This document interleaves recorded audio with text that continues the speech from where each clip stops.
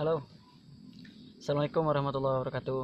Berjumpa lagi dengan channel saya Dadi Sehundi. Gimana kabarnya teman-teman hari ini? Semakin baik, dan semakin sangat baik. Itu yang saya harapkan dari teman-teman. Mudah-mudahan pada hari ini teman-teman sudah bisa merubah pola pikirnya, sudah bisa menghadapi setiap sensasinya, sudah bisa menghadapi panic attack-nya dan lain sebagainya. Teman-teman yang sudah subscribe, terima kasih di channel saya. Dan yang baru berkunjung, silahkan di subscribe dulu untuk berlangganan, karena saya bikin video itu akan selalu continue gitu kan, 3 hari sekali atau 4 hari sekali, untuk memberikan ide gitu kan, atau sesuai pemikiran saya ketika saya dulu menderita asam lambung, GERD, dan anxiety. Nah teman-teman, video kemarin yang menceritakan saya itu terkena lagi kambuh, memang itu kesalahan fatal saya ya. Jadi kesalahan fatal saya yang luar biasa, sebetulnya itu tidak boleh dilakukan gitu kan. Karena apa? Kalau kita punya riwayat lambung, mungkin ya, jangankan orang yang punya riwayat lambung ya, orang normal pun kalau makannya seperti itu kayaknya keterlaluan gitu. Karena dokter bilang juga, dokter sendiri bilang itu keterlaluan katanya. Bayangkan saja teman-teman, saya dari pagi nggak sarapan terus ya, pokoknya yang diceritakan seperti itulah. Teman-teman yang mau bergabung ke Facebook saya, mangga, Dadi Sehundi, Tupai Rumput Bambu ya, sama blogspot saya Dadi Sehundi, dan IG saya Tupai Rumput Bambu.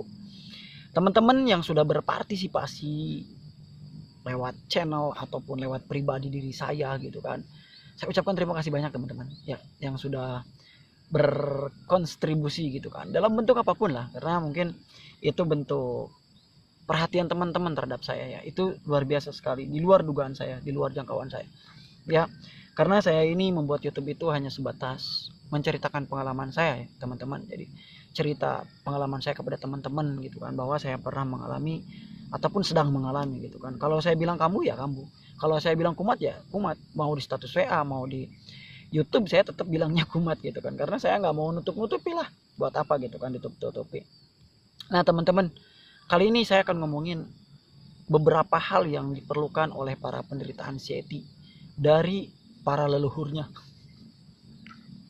Maksudnya apa ya, senior-seniornya, bukan para leluhur ya, para seniornya gitu kan. Apa saja sih teman-teman gitu kan, karena saya pun dulu mengalami banget gitu kan. Nah, yang pertama, orang anxiety itu butuh diyakinkan. Kenapa saya katakan begitu teman-teman? Karena setiap orang yang menderita anxiety itu, jika bertanya itu, dia seolah-olah ingin yakin gitu kan. Ingin yakinnya apa? Bener nggak gitu kan, abang, mas, atau apalah gitu dalam bahasa sebutan daerahnya, ngalami ini gitu kan. Contoh yang sering curhat sama saya, Kang katanya, Akang pernah nggak ngerasain kram? Nah itu kan mereka butuh diyakinkan ya. Akhirnya saya bilang iya, mereka tenang gitu kan, diyakinkan. Nah dengan diyakinkan seperti itu, mereka akan semangat lagi, tergugah hatinya gitu kan. Bahkan ada yang bilang, Kang saya badan lemes banget katanya gitu, nggak bisa gerak gini, nggak bisa gitu katanya. Akang dulu pernah ngalamin nggak? Saya bilang pernah gitu kan. Apa yang dibilang sama teman-teman itu di pertanyaan saya ataupun di WA saya ngalamin gitu kan. Karena kalau misalkan saya tidak ngalamin, saya nggak tahu dong apa-apa gitu. Nah jadi orang yang anxiety itu butuh diyakinkan teman-teman, butuh diyakinkan bahwa memang betul sensasi itu muncul karena dari asam lambung dan GERD sendiri atau anxiety sendiri ya. Tapi setelah mereka mengikuti diagnosa dokter gitu ya. Yang kedua adalah butuh motivasi ya. Bagaimana tidak teman-teman, kadang-kadang orang yang penderita anxiety itu kan dia murung ya, murung, ketakutan, malas ngapain-ngapain gitu kan.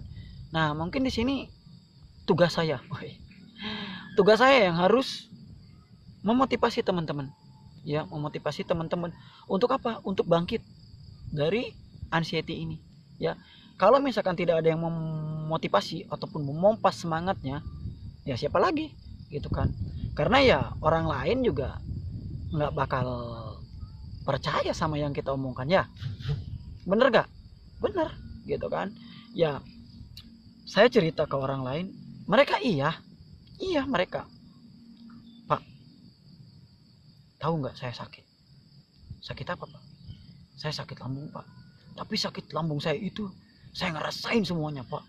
Dada saya sakit, ini saya sakit, telinga saya berdenging, tenggorokan saya sakit, mata saya buram, pandangan saya blur, kemudian kunang-kunang, ya kemudian artinya kepalanya sakit.